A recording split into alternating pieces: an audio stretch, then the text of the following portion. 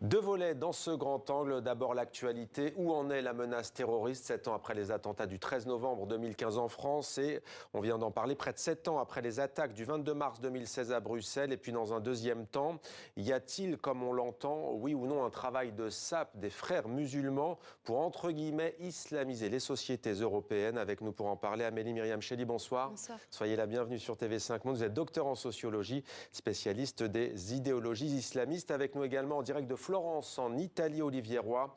Merci d'être avec nous, politologue universitaire, spécialiste de l'islam, professeur à l'Institut universitaire européen de Florence. C'est là où vous vous trouvez donc.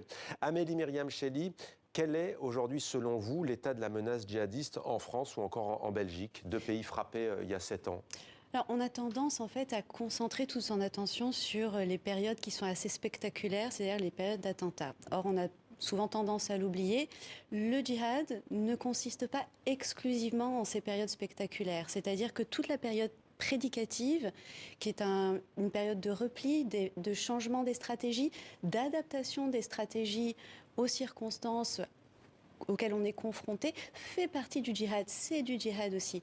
Si on reprend la matrice, je pense que c'est le sujet qui va être abordé juste après. Si on reprend la matrice islamiste internationale, au départ, les frères musulmans, qui ensuite ont accouché de plein d'autres branches, et puis parfois même de branches qui sont censées être opposées, mais finalement qui sont nées dans le même giron, ça fonctionne de cette façon-là. C'est-à-dire que la perspective, c'est d'avoir quelque chose de mondialisé, pour reprendre le titre de l'un des ouvrages d'Olivier Roy qui est avec nous ce soir, et qui a pour but justement de jouer sur ces deux plans-là. Mais sur les attaques qu'on évoque là, Paris et Bruxelles, il n'y a pas de rapport avec les frères musulmans. Il n'y a pas de rapport direct, mais si on reprend il y a deux choses qui sont très importantes concernant la matrice. Déjà, le djihadisme tel qu'on le conçoit aujourd'hui a pris les formes qu'on lui connaît sous la plume d'un frère musulman, c'est Ed Rothp, le théoricien des frères musulmans. Donc ça, c'est la première chose. Et puis, si on va de point indirect en point indirect, il ne faut pas oublier que Daesh est né d'une scission d'Al-Qaïda en Irak, parce qu'ils avaient envie de renverser la hiérarchie de l'ennemi et de faire finalement des chiites la cible privilégiée pour des raisons qui sont exclusivement circonstancielles au départ et qui sont irako-irakiennes. C'est après finalement que Daesh a pris des contours beaucoup plus globaux et internationalistes, et que Al-Qaïda est aussi un petit finalement de la confrérie des frères musulmans. Olivier Roy, partagez-vous ce constat sur l'état de la menace en France notamment ou encore en Belgique? Je pense que les choses ont beaucoup changé. On constate que pendant 20 ans, je dirais en gros de 1996 à 2016 justement, on a des groupes structurés, entraînés, qui sont appuyés sur des réseaux logistiques, qui dépendent très largement d'organisations globales comme d'abord Al-Qaïda et ensuite Daesh. Donc des groupes, je dirais, professionnels qui font des attentats terribles du 11 novembre aux attentats du vendredi 13. Et puis, à partir de 2016, on a un déclin très très net.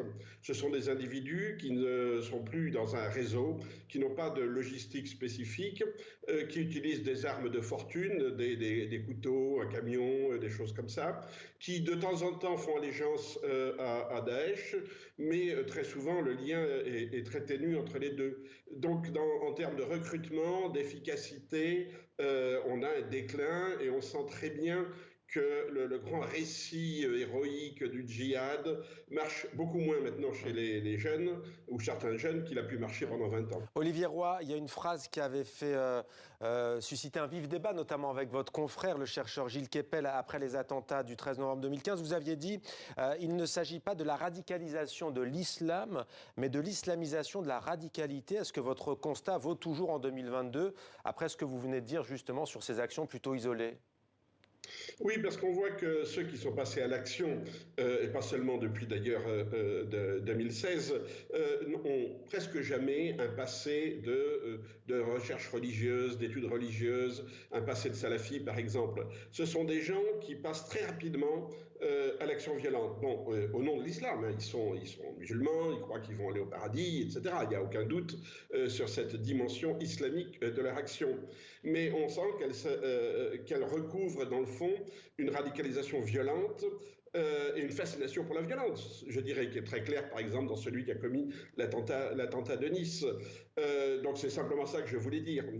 Ça n'est pas le djihadisme n'est pas simplement un prolongement du salafisme. Amélie Myriam Chély, vous disiez tout à l'heure, il y a le temps des attaques qui traumatisent tout un pays. C'était le cas en France et en Belgique, mais vous, c'est pas votre principal sujet d'inquiétude. Vous le disiez, c'est ce qu'on pourrait appeler ce travail de sape, c'est ça notamment des frères musulmans. Qu'est-ce qui vous permet concrètement de l'affirmer? Alors déjà, les frères musulmans au départ, donc il faut remettre les choses à leur place. On a tendance à faire le distinguo entre les salafistes d'un côté et les frères musulmans de l'autre. Les frères musulmans sont des salafistes, mais tous les salafistes ne sont pas frères musulmans. C'est-à-dire que leur but aux frères musulmans, le terminus, même s'il y a un certain nombre d'étapes d'ici là, c'est la reconstitution d'un califat à travers laquelle c'est la hakimia, c'est-à-dire la souveraineté de Dieu, et finalement une sorte de référence aux 3 premières générations de l'islam. Sauf que ce qui est très intéressant aussi, c'est que dans les années 70, en 1979, il y a eu une scission au sein des frères musulmans, notamment par Mustapha Choukri. Cette scission, en quoi consistait-elle? Eh bien, elle s'articulait autour d'un concept qui s'appelle le takfir, c'est-à-dire le fait d'excommunier. C'est-à-dire que le takfir, chez les salafistes, est central. On excommunie tous ceux qui n'ont pas la même lecture que soit de l'islam. Simplement, à partir de 1979, l'écrasante majorité des membres de la confrérie ont décidé de mettre le takfir, c'est-à-dire cette propension à excommunier, un peu de côté pour finalement se fondre dans la société, pour finalement accepter d'aller vers d'autres musulmans qu'on continue de considérer comme des musulmans et qui a pu ouvrir la voie à ce que j'aime bien appeler le crypto-frérisme, c'est-à-dire le fait de s'associer avec des organisations, des institutions composées avec la démocratie dans certains pays. Alors sur cette question précise de l'infiltration et de ce que vous dites souvent dans vos écrits, Olivier Roy, le renseignement français parle d'action, je cite, souterraine des frères musulmans, et selon la sûreté de l'État belge, l'objectif c'est, je cite, l'islamisation progressive de la société européenne dans toutes ses composantes. Vous êtes d'accord avec la sûreté de l'État belge et le renseignement français? Tout dépend de ce qu'on appelle l'islamisation. Si l'idée c'est que les gens doivent devenir musulmans, je ne vois pas très bien comment une stratégie de type politique peut conduire à devenir musulman. C'est une stratégie de prédication, il faut que les gens se convertissent. Bon, or, on a des convertis, mais bon, ça reste à la marge de la société. Donc c'est pas une stratégie, enfin je crois que ce terme d'islamisation n'a guère de sens. Les frères musulmans ne sont pas des salafistes. Les salafistes insistent sur la pratique religieuse, sur la foi, c'est très important. Les frères musulmans insistent sur l'identité musulmane. Ils insistent sur la visibilité des signes extérieurs. C'est pour ça que ce n'est pas une stratégie souterraine. Quand ils poussent par exemple au burkini dans les piscines, c'est la visibilité qu'ils cherchent au contraire. Ils sont dans une stratégie, je dirais, qui s'appuie beaucoup plus sur le multiculturalisme. Cette idée que les musulmans doivent s'afficher en tant que groupe, que ce qui compte c'est la visibilité du marqueur, et ça n'est pas vraiment la pratique religieuse. Les frères musulmans ne sont pas très soucieux de pratique religieuse, c'est pas leur problème. Ça, c'est les salafis. Et donc, les salafis pensent qu'on ne peut pratiquer qu'en se mettant un peu à l'écart de la société. Alors que les frères musulmans, au contraire, sont pour l'entrisme dans la société. Mais pas du tout un entrisme souterrain. Au contraire, ils veulent de la visibilité. Alors, on va voir justement votre réaction, Amélie Myriam Chély. Un entrisme, c'est pas forcément souterrain, c'est visible, c'est su. Il me semble que les deux ne sont absolument pas incompatibles. C'est-à-dire qu'en fait, il y a une volonté d'islamisation depuis le haut vers le bas, mais aussi une sorte de constante de l'islamisation depuis le bas par la prédication, d'après le principe de un homme en vaut 10.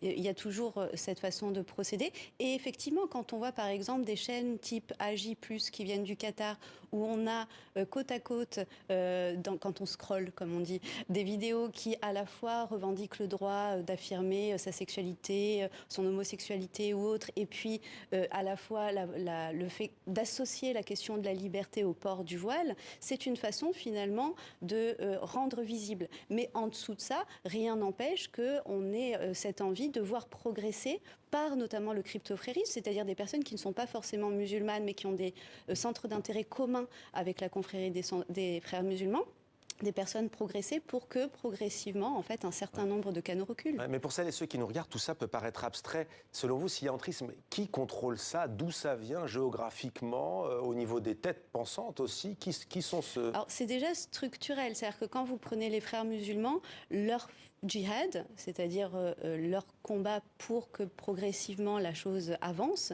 est censé s'adapter aux environnements au sein desquels ils évoluent. C'est-à-dire qu'on ne va pas employer les mêmes méthodes en France, en Belgique, que celles qu'on emploierait par exemple en Jordanie. Et ça fait partie de la stratégie, de la théorie elle-même. C'est-à-dire qu'il ne faut pas non plus aussi distinguer les frères musulmans du djihad armé. C'est-à-dire que vous pouvez avoir des frères musulmans qui recourent au djihad armé dans certains pays, où les circonstances s'y prêtent, et qui recourent plutôt à un djihad prédicatif ou alors au fait d'avoir des structures, des associations dans des pays et qui même vont composer avec la démocratie par le vote. Alors, je vous poserai la question juste après, mais Olivier Roy, après tout, pourquoi on ne parlerait pas de, d'identitaires musulmans on voit qu'il y a un repli identitaire de toutes parts. Vous parliez des filles qui portent le burkini, très sincèrement, et là je m'adresserai ensuite à vous, est-ce qu'elles attendent franchement qu'il y ait un donneur d'ordre, qu'il y ait un travail de sape, qu'il y ait ceci? Est-ce qu'il n'y a pas un repli, d'ailleurs avec un substrat peut-être économique et social, et qu'après l'ingrédient, ça va être l'islam pour s'affirmer, pour se créer une communauté aussi? On a longtemps parlé de refuge aussi. Oui, les frères musulmans, ils surfent sur la vague identitaire. Ce ne sont pas du tout, ils ne les manipulent pas. On pense toujours que les filles qui portent le voile, le burkini, sont manipulées par des hommes. Bon, ça c'est une vision complètement erronée. Elles peuvent avoir des idées, bon, on peut penser ce qu'on veut du burkini, ça c'est une autre affaire. Mais il y a typiquement une de ces revendications identitaires qu'on trouve chez les jeunes aujourd'hui. C'est pour ça qu'on a ce paradoxe très bizarre sur la chaîne AJ+, qui va à la fois soutenir les mouvements LGBT et les mouvements identitaires musulmans. Or, pour un bon salafi, c'est en totale contradiction, évidemment. Je veux dire, pour les musulmans pratiquants traditionnels, faire mettre sur le même plan l'identité LGBT et l'identité musulmane, c'est une absurdité, c'est un péché, c'est même un crime, je dirais. Donc on voit qu'on n'est pas du tout dans une logique d'islamisation au sens religieux du terme, mais dans des logiques effectivement identitaires qui vont tout à fait avec la vision des jeunes d'aujourd'hui. Oui. Je veux votre réaction très courte sur ça, parce que j'en ai une dernière. Oui, bien sûr. En fait, si on prend le burkini, encore une fois, si vous avez des salafistes non fréristes, type Madrali, qui sont des salafistes de palais, qui sont dans une volonté de se retirer finalement d'un mode de vie où la mixité diabolisée accourt, c'est un non-sens qu'une femme n'est pas censée aller à la plage, elle pourrait y croiser des hommes dénudés, donc la question ne se pose pas. Donc là, effectivement, on est plutôt dans quelque chose qui est récupéré par les frères musulmans dans leur quête de visibilité. À Olivier Roy, je vais être un peu dur, il nous reste 30 secondes. Certains chercheurs voient qu'on assiste aussi à l'émergence d'un islam européen, séculier, humaniste. Est-ce votre sentiment ? Alors, je crois que là, il y a évidemment des musulmans qui sont humanistes, bien entendu. Il y a des théologiens, il y a des chercheurs qui travaillent dans cette voie-là. Mais je crois que c'est un petit peu une erreur de vouloir penser l'islam européen en termes d'islam des Lumières, en termes d'islam laïque. Regardez le catholicisme aujourd'hui, regardez le judaïsme aujourd'hui. On ne peut pas dire que les mouvements catholiques dominants, enfin les plus visibles, soient dans les Lumières, la philosophie, la laïcité. C'est plutôt le contraire. Merci beaucoup Olivier Roy d'avoir été avec nous. Merci Amélie Myriam Chély également, à tous les deux pour votre éclairage sur ce sujet.